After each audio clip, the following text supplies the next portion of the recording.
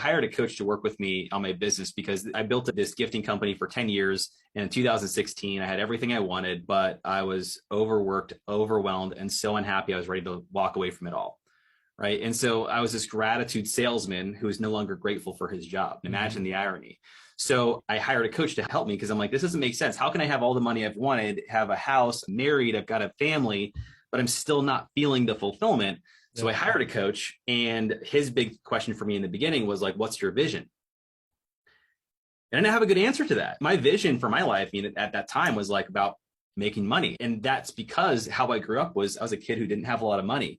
So for me to learn sales and learn business, like that was a big driver. And then I got there and realized, oh, this isn't actually making me feel good. So what do I really want?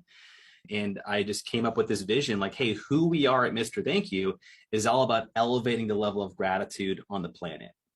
And I really meant it. But then I heard this really great quote. It's one of those like quotes, when you hear it, you don't get to hear it.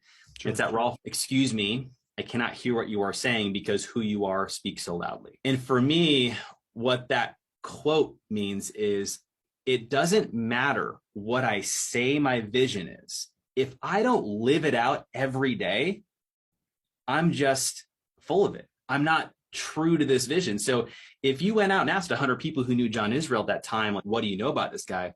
They'd say some nice things like driven or successful, but they wouldn't say grateful. So then how can that be? How can I be this guy who says he's about elevating gratitude on the planet, but I don't embody it in my life? Yeah. So I've got to do something to really truly fix that internally. So it really was more of an internal goal.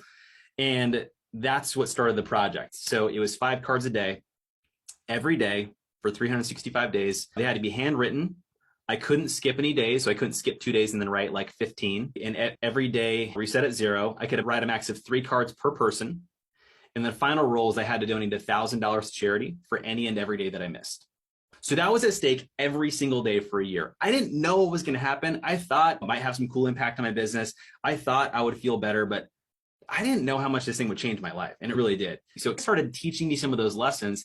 And I don't even think that was the goal. And I couldn't know that until the year was over. Like we do hit the feels really hard with the message, but I do come out. Here's what you get. Here's the benefit from it, because you do have to get that, because they have to justify it. They got to tell it to their board or get other people involved to make the decision. So that's where it came from. So it really was from a visceral, I just want to be a better human. And it did create a bigger change for me personally, but also ultimately in our business, it did affect it too.